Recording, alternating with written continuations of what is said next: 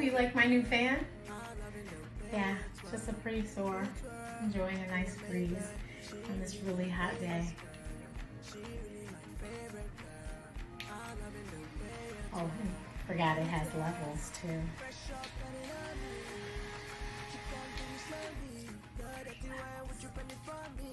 Check it out.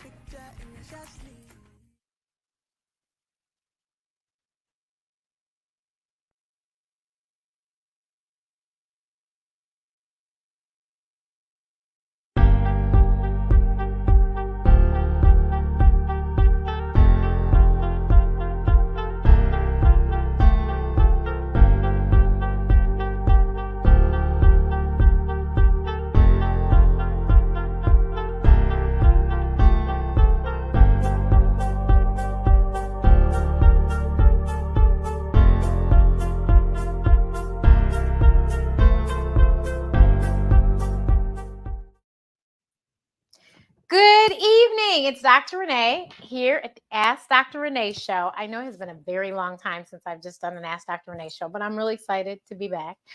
Well, I've never left because if you noticed, I was doing the shows on blackdoctor.org. But the Ask Dr. Renee show is here to motivate and inspire you to live the life you deserve. And in order to live the life you deserve, you have to do a lot of things. One of those things is take care of yourself. That should be the number one thing. Health is wealth. So you have to take care of your mental health, your physical health, your spiritual health, and everything that is involved in that. So today I'm very excited. My guest today is Dr. Janice Fields, and she is a gastroenterologist, and we will talk more about exactly what that is and all that good stuff. But I'm really excited to have her. And so, and also we are celebrating Men's Health Month right now. So we are going to be talking a lot about men's health. And of course, some of this stuff will apply to women too, but we are focusing on the men because they always say they don't get enough attention. Okay. So we'll talk to you guys. Welcome. Hi, Dr. Renee. Hi. Thank you so much for taking time out today. I appreciate you. Of course. So first, can you explain to people exactly what is a gastroenterologist? So a gastroenterologist is a specialist of internal medicine who takes care of your digestive tract. And that is everything from parts of the back of your mouth, your esophagus, stomach, down to your colon. We also take care of internal organs like the liver, gallbladder, and pancreas.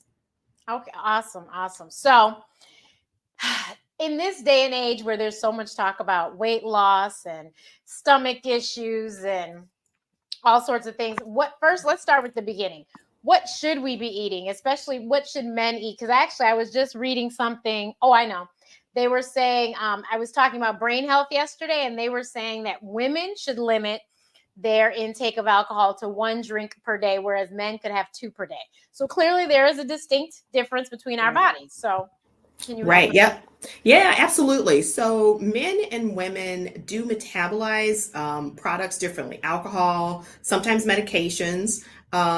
We digest our food pretty much the same, but in terms of what you just referenced, yeah, that is true. Although I, recommend limiting alcohol intake in general. You don't know what quantity of alcohol might potentially lead to liver disease or be complicated by medications you take or other health problems that you may have. So I have noticed that there's a trend of, people drinking less or choosing dry options. There's dry bars out there. There's definitely I was just in the store the other day and I saw a whole counter of mocktail ingredients. Yep. And I was actually pretty excited because I enjoy a mocktail every now and then, but sometimes, is it necessary to have the alcohol? Probably not in this day and age. So, but women will metabolize alcohol differently. Not sure why, and it may in part be due to men having in general higher muscle content to their bodies as opposed to women.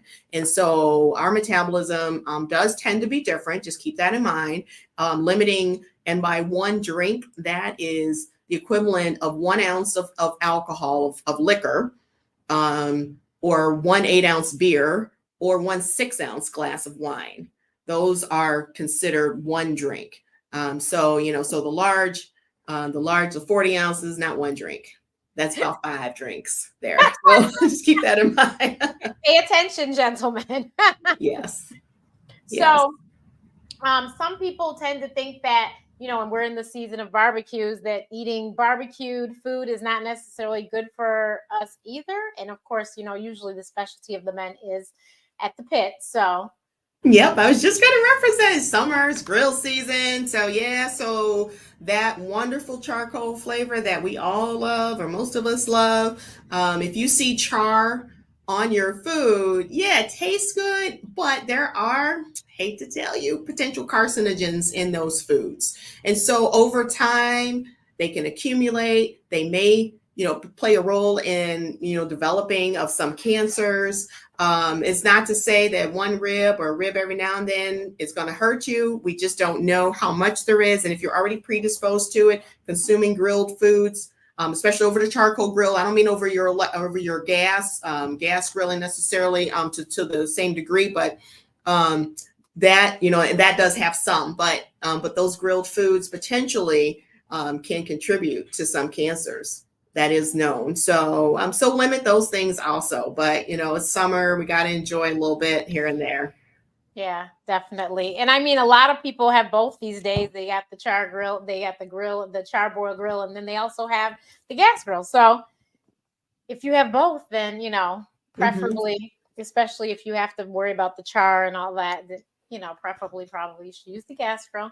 So and then what other so I mean, I think everyone knows, but maybe we need to go over it again. Exactly what should we be eating as far as portions, and what different types of foods are absolutely necessary for us to get into our system? Right. Yep. So I know we started out with the bad stuff. So some of the stuff you shouldn't eat, but definitely you want to balance and you want to make up for it on the other side. So eating foods that are whole grains, have more fiber in them, and you can go to the CDC's website and look at or nutrition.gov, one of those sites that will give you an idea about portions and what your plate should look like. 3/4 of your plate should be whole grains, complex carbohydrates and vegetables, and really only 1/4 should be protein based or animal protein based, we'll say, because you can get proteins from non-animal sources as well. And so really that should make up your food portions all across the board, from childhood all the way up to adulthood. We are a pretty meat heavy society, but limiting your, especially from animal meats, limiting your meat is really what's recommended. So focusing on those whole grains, shopping the perimeter of your grocery store, which will get you in your produce section, some dairy, having lean dairy included as well if you consume dairy, or there's non-animal dairy sources as well, will give you good sources of protein and a good balanced diet. And so that's really the focus. Another thing that I tell my patients is to try to limit their food, the processing of their foods. It's really, really hard to avoid processing. And that just means that the food was taken through a system, either in a plant, in a factory, sometimes still out in the field, whereby it was washed, sanitized, sometimes chopped up, repackaged in some way or form, and additives may have been given to extend its shelf life. In the case of animals, there are regulations to prevent antibiotics and pesticides and herbicides. And so, so that all of those processing, all those things that we're exposed to may be having an effect on our health. And we really just don't know what that effect is. Over time, we've seen an increase in certain diseases that might be related to some of that processing. So I tell patients, especially when they have a lot of complaints and we're not finding one specific diagnosis for them, I tell them, if you want to eliminate anything, you got to eat, you need nutrition, but try to reduce your exposure as best you can to pesticides, herbicides, and processing. And you can do that by shopping organic in some cases, and paying attention. There are ways you can tell which vegetables have higher quantities of pesticides, potentially fruits and vegetables, for example, and buying organic in those cases, as well as reducing processing yourself by not buying packaged, pre-packaged with the seasonings and things like that all the way in there. So cook from whole yourself as much as possible. And I know that a lot of the fruits that you eat, the skin on, you could soak those in vinegar to just remove anything else that might possibly be on the skin. Right. Right. Right. Yeah. And that can be very helpful. And, honestly, because I'm somebody with food allergies, but some people have oral Right. allergy syndrome, which they're allergic to. They're allergic to pollen. So therefore, if the whatever fruit, vegetable grew outside, then they would, Right. have issues. So it's very helpful for them to wash the fruit or vegetable, because you're not as necessarily allergic to the watermelon or the orange or apple or Mhm. something, but you're allergic to what touched it when it was outside. So definitely wash your vegetables and your fruits. You do not have to wash your meat. We shouldn't have to say this, but I thought recently Right. someone talking about washing ground beef, and I'm like, you don't wash Oh, ground beef. You don't wash chicken. yeah. When you cook it, you kill whatever it is. And if you don't cook chicken or beef long enough for it to kill whatever, then you don't need to be eating it. Right. Right. Yeah, rinsing. Yeah, the latest recommendation was on chicken, but the guidelines now say don't rinse chicken because you run the risk more if there is a contamination on the surface of the chicken. You run a risk of splattering that Through your around kitchen. your cooking Yeah, surface. Yes. exactly. So So they don't yeah, do so you that. should be They just don't. cooking. Yep, cooking Yeah. to recommended temperatures. In the case of ground beef, cooking thoroughly because that meat is ground. Any surface bacteria will get mixed in, and so that's why it's very important to cook ground beef, especially, and try to avoid anything beyond meat. Anything under medium well for ground beef. Any ground meats, really. Yeah. Hmm. So you notice she said ground, everyone. So you do not have to eat your steak well done and medium well. We're Right. medium rare people. And I used Hmm. to be a well done person, but my sister's a chef now. And she's like, you can't eat it like that. And I'm like, Yeah. but. And so now Right. I'm accustomed to medium rare, and that's the way I eat it. I like it, and it's But wonderful. not your burgers. Yes, right, So right, right. I like my medium rare. But so I think, well, always with everything, women are usually more advanced when it comes to going to the doctor and making their appointments and getting all their visits in. So I think men, we need to either they need a good woman in their corner, or they need to be very, very vigilant about taking care of themselves. So the colonoscopy, which is a deathly word to a lot of people, it's really not that bad. I actually just had to pick up a friend from theirs last week, and it's not that big of a deal. And the biggest thing I think with the colonoscopy is the fact that you have to go without eating. But honestly, one, I'm an intermittent faster, so I drink water all day anyway, because I usually don't eat until the evening. So that wasn't a big deal for me, especially since I could drink I drank bone broth. Yep. I drank I think I switched it up. So one was bone broth, then it was chicken broth. Like I would switch it up so I had a little variety. And then I did jello, and the time flew by. It wasn't that bad at all. Yeah, And that's so, great. yeah, so I think that I think to me that would be the worst part. And then actually that was no big deal. The worst thing was drinking the liquid, but honestly, the bottles I had were little bottles. I just took it to the head and just knock it out because it just tasted awful. I remember as a kid, my mom had the big powder substance, and she Mm. had to fill this jug, and that looked like a nightmare, especially since once I in college they thought I was about to get an ulcer, and so I used to drink milk of magnesia all the time, and something else. It was like every time I ate, my food felt like it was about to come back, so I had in my purse milk of magnesia and something else. I used to just down them. It was awful. But that milk of magnesia is awful, and that's what I equate that powder, whatever my mother, her colonoscopy prep. I said, so if they had said that, I probably would have been like, can we try something else? Um, but the little bottles I had were not a big deal. And fun fact, everyone, Dr. Fields is my physician. She's the one that did my colonoscopy, and she said that I did perfectly with my prep. So I am telling you, it's not that bad. Follow the directions and ask questions so that you understand, because there is a whole lot with timing. Because the last thing you want to do is to go without eating, and then you get there and you screwed up. And you can't have your test. So you want to make sure you understand the directions to a T. Her office was fabulous. She is in Michigan, if you all are interested. But her office was wonderful. They emailed me the directions, and it was very clear and concise. I knew exactly what time to do everything. and it was perfect. So I think that the other thing with men is that they're like, oh my God, you're not sticking a tube up my butt. You're going to be asleep. It's not that big of a deal, right? Right. Right.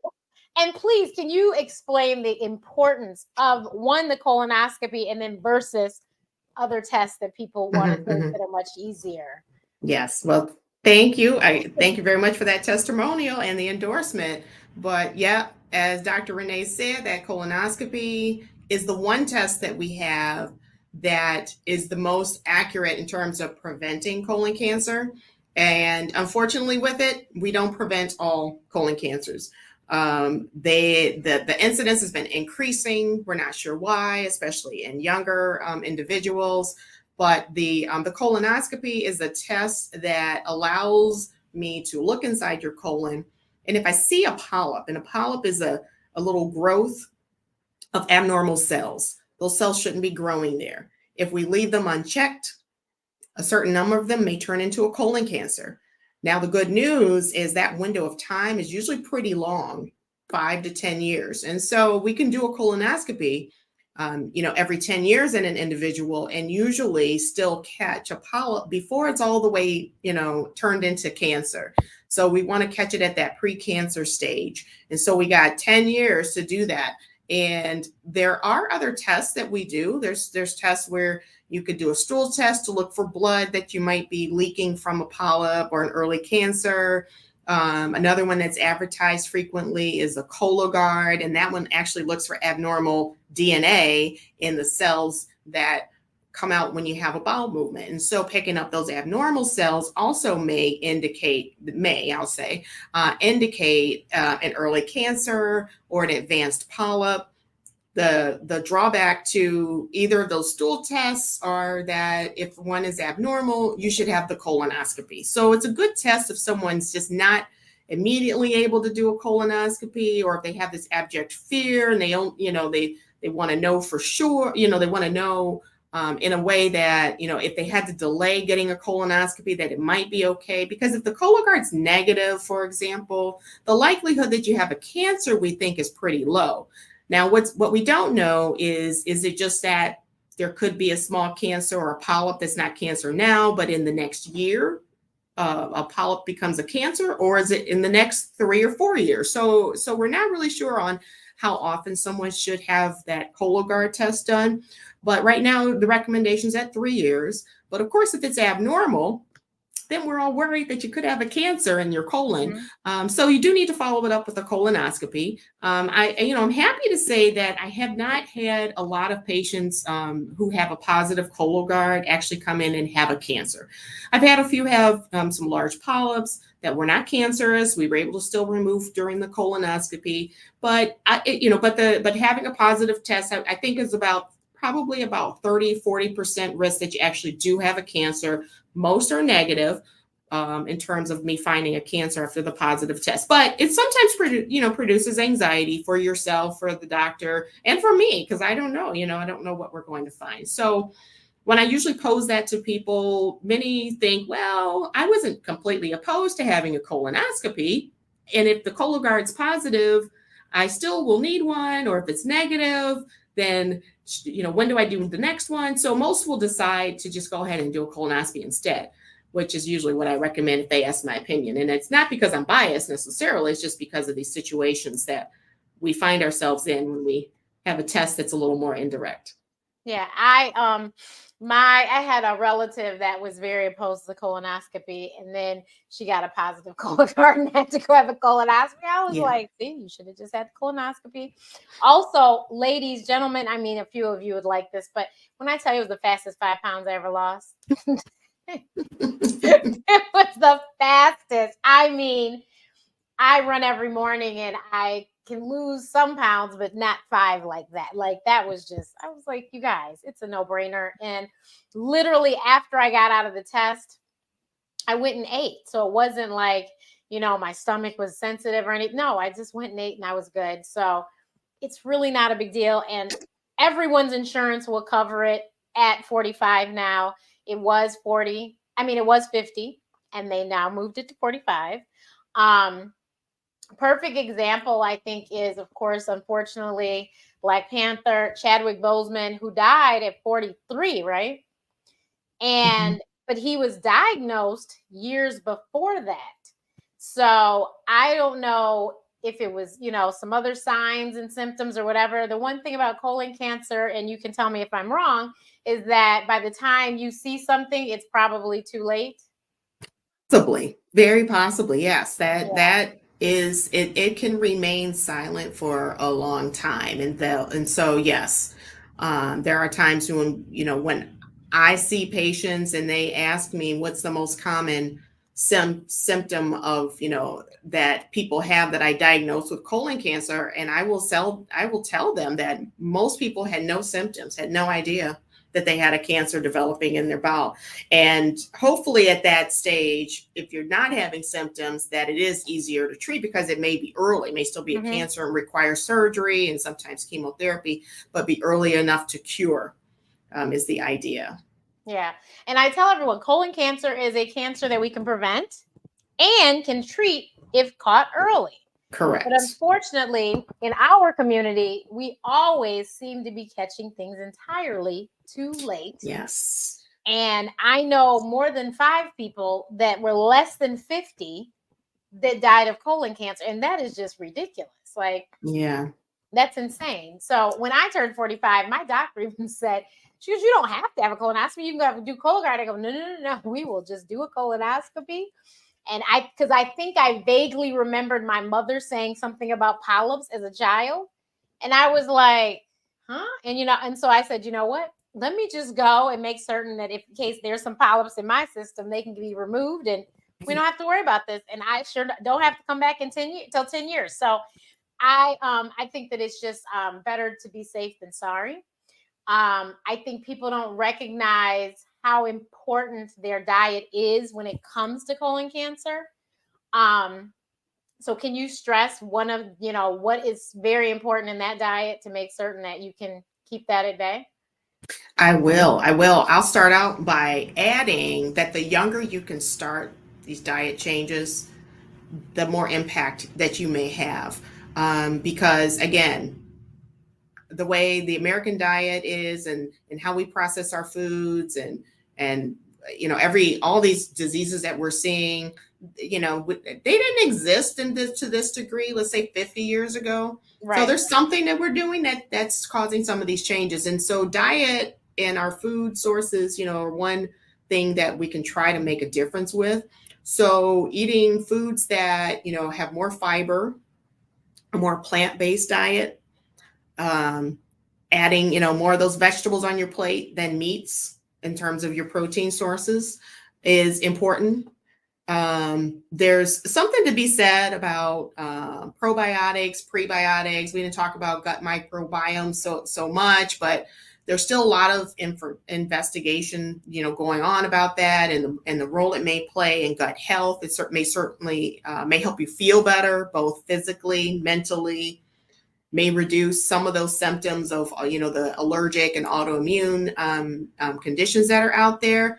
So I think having a variety of foods that may have some of the supplemental bacteria, which also include like fermented foods and yogurts and kefirs and Kimchi and those stuff like that. right. Kimchi, exactly. Some of those foods, including those, you can acquire a taste for them. I like sour foods, so I kind of like that kind of stuff, but maybe, trying some pickled beets or, those kind of foods as well to kind of include a variety of foods that way into your diet. The colorful vegetables and fruits, those have lots of antioxidants. Those may benefit you. A Mediterranean diet, which includes, healthy oils and fats, including olive oils, avocados, those, keeping a variety of those types of foods in your diet as well. Reducing your animal sources of meats. And I'm not anti-meat. Believe me, I like meat. I'm not going to lie. I like meat. But limiting them or reducing them, having, meatless days or where there's less, where there's less animal protein coming into your system, it may reduce your exposure to a lot of things. I'm not, against the food industry, but there's just a whole lot that's going on and changes in how how we produce our food in this country that may be having an adverse effect on our health. So not against it, but if you're looking for ways where you might make some changes, I would think about that. Yeah, and you mentioned yogurt, and for those that cannot do dairy, there are non-dairy yogurts as well. Mm-hmm. I think in Yep, this day and age, absolutely. there's so many alternatives for everything. Yeah. I don't do dairy milk anymore. I do oat milk. Mm-hmm. And because I'm an asthmatic, I noticed a huge change because I used to always, and I don't do that anymore. And I know that it's because I don't have the mucus that I used to have all the time because I drink a lot of milk. I used to drink 2 gallons of skim milk a week. So I used to drink a lot of milk. I drank milk and water, and that's all I drank. So now it's just water. And I put vinegar in my water, and that is probably the sourest thing I can do. I'm just, the ACV is, I don't think kimchi's for me. Yeah. But I had a friend that was doing a meat only, a carnivore's diet. I thought this was the dumbest thing I ever heard. I told him, please check your cholesterol and your blood pressure, because I think he did it 1 week and lost 10 pounds and then said, well, I'm going to do another week. I'm like, this is the dumbest diet ever. He's like, well, I'm doing probiotics. So did that clean up his system? Like, did that? I doubt it. That's what I was like. I doubt it. Yeah. And I mean, yes, he drinks a gallon of water a day, but still I was like, that is just not a good idea. I just don't think, I said, you'd have done better fruit and vegetable diet. Never heard of that one. Right. Any of the fad diets, the changes that you're going to see, that's why you don't want to be real restrictive, because the changes, you need to change a diet over a long period of time. It needs to be a lifestyle. A lifestyle change. Right. We're talking probably years, really, to affect a change most of the time. So a fad diet that you follow for a week or two, you might see something short term, but it's not making a big difference, long term for you. Yeah, so keep that in mind. So as you're going to go meatless for the next 10 years, which I don't recommend.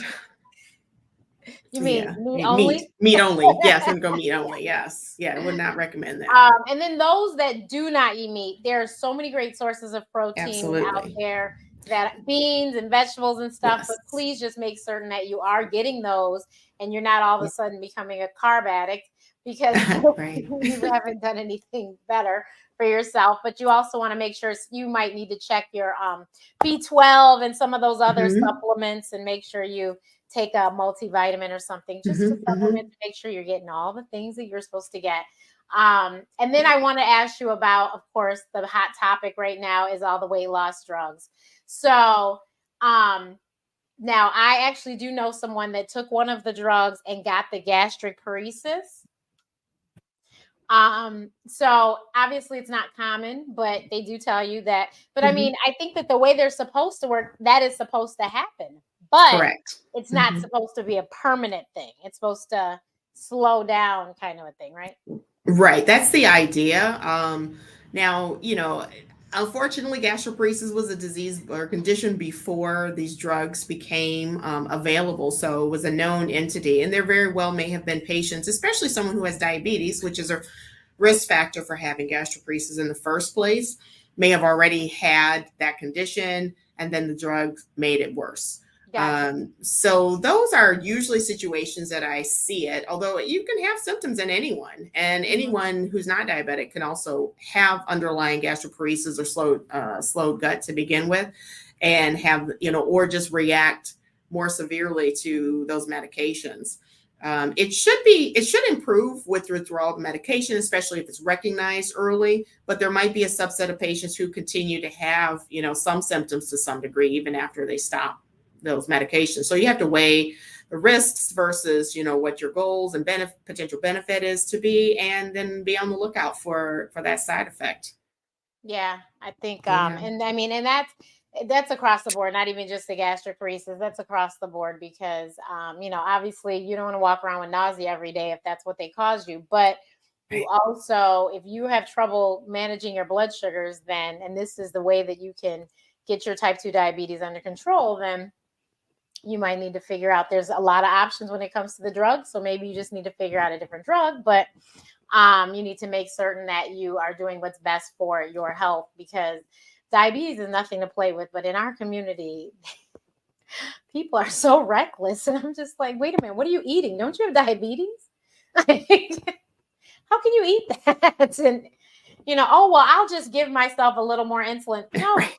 Right. that is what blows my mind. I'm like, you're not even a physician. Yeah. And I understand you have diabetes, but no, you can't manipulate the medication because you want to eat badly. The two don't go well together. Yep. The doctor themselves. Exactly. And I'm like, Yeah. oh my Yeah. goodness. So I think that a lot of men don't realize too, if you're given a pre-diabetic diagnosis, that is a sign. Go do something about Right. it now, because I have never met so many men that are afraid of needles in my entire life. But I guess it's because women give birth that we just not like that. But when Don't think I about tell it. you, oh my gosh. So you don't want to shoot yourself every day, then you probably need to, when they said pre-diabetes, you should start walking more, Yeah. drinking more water, and changing up everything. Right. Because you will be walking right into that diabetes, and you won't be able to just take pills. You will have to take insulin. So Right.